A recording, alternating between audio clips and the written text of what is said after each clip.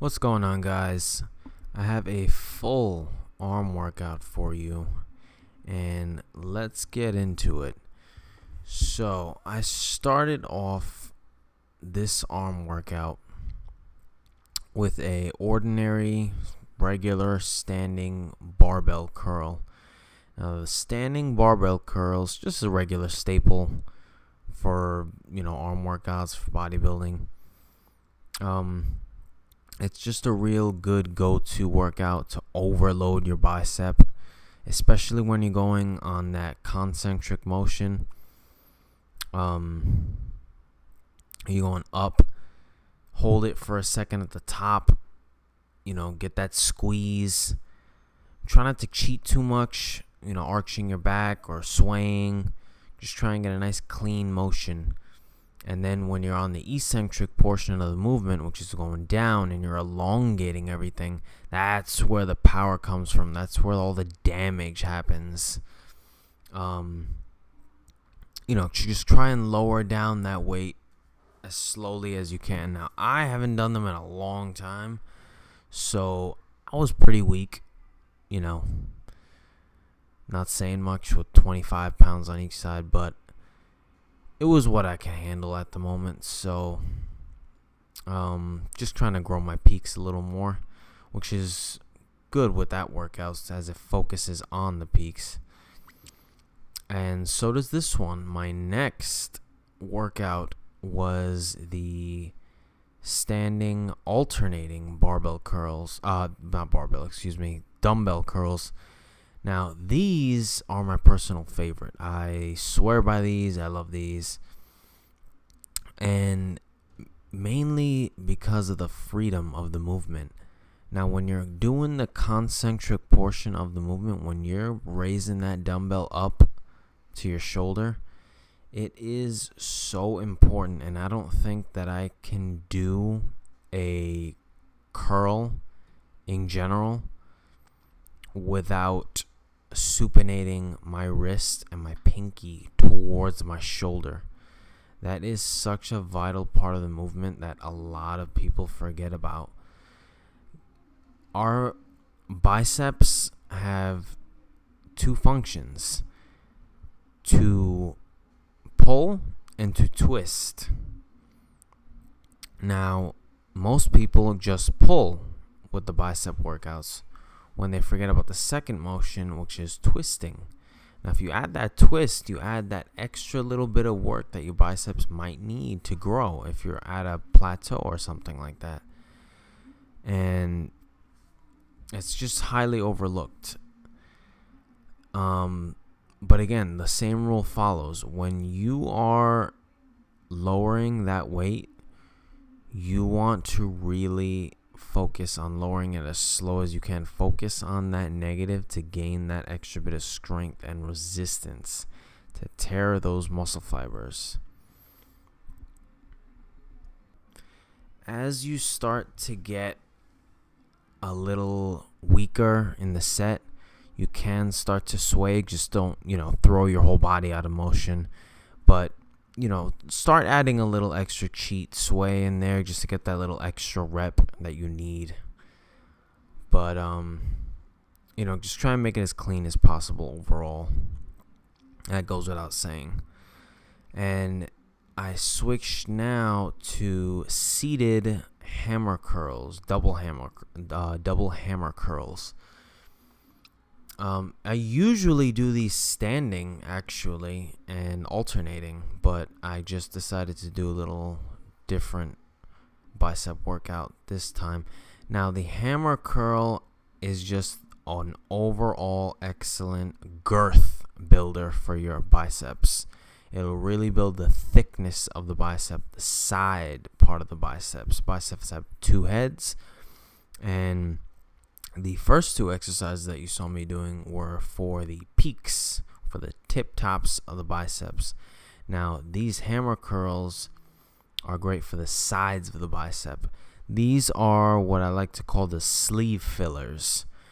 The sides of your bicep are what really fill up your t-shirt or, whatever shirt you're wearing.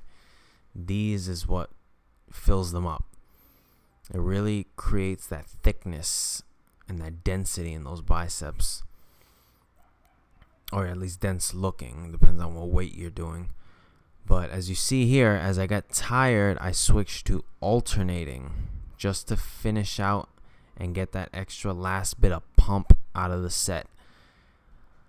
So if you're doing double curls and not alternating, and you start to fatigue, don't stop. Just because you're in pain, just because it hurts, do not stop. Continue.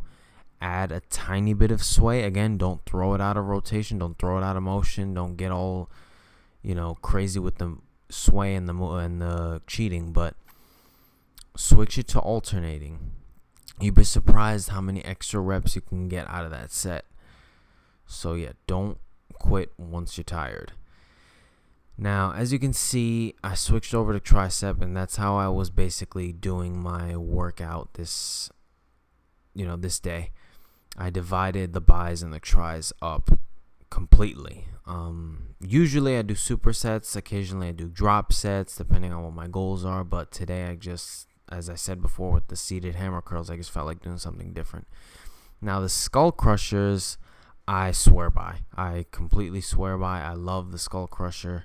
I think it's a fantastic movement. It really focuses on the long head of the tricep, which is the main target if you're trying to really grow your triceps and in turn grow your arms, because your triceps are, I think, 60. Don't quote me on that. 70% of your arm. Something like that. It's more than your biceps, basically. If you want bigger arms, focus on your triceps. And the triceps have 3 heads, obviously, tri. And the biggest of the 3 heads of the tricep is the long head of the tricep, which the skull crusher focuses on. And what I like to do with the skull crusher is aim for the in between the crown of my head and my forehead, and really lean those elbows back towards your nose. Don't, put your elbows at right above your nose. Put it a little bit behind your nose towards your eyes and your forehead. It'll give you that extra little bit of pressure and resistance added onto your triceps during the movement. And this workout, actually, I do not see. It's not popular, I'm guessing. I don't really see a lot of people doing them. They're called the Tate press, from what I know. I'm pretty sure they go by 12 other different names that I wouldn't even be able to think of, but I know them as the Tate press. Now, these are excellent for your joints, your tendons, your elbows, because it puts it in a really, I don't want to say dangerous, but it's like it puts your elbows at a weak spot. It pretty much unmasks your weak joint, the weak spots of your movement, because this is not really a natural go-to movement. Again, I don't really see it that much, but it really focuses on the inner part of the tricep and the outer part, the long head and the middle head. That push movement at the top is basically the same thing as doing a chest press with dumbbells, and just a really overall good exercise that I very much encourage a lot of you to try. Now, these self-explanatory, very staple tricep pushdowns, one of my favorites again. I'd say it's my favorite tricep motion, my favorite tricep workout. Now, I like to do these by pushing out, like pretending I'm standing and I'm pushing away from me. It may not look like that, but just try it. Try that motion and try and push the rope or the bar away from you. Keep your elbows locked at your waist as best you can, and just push down with all your.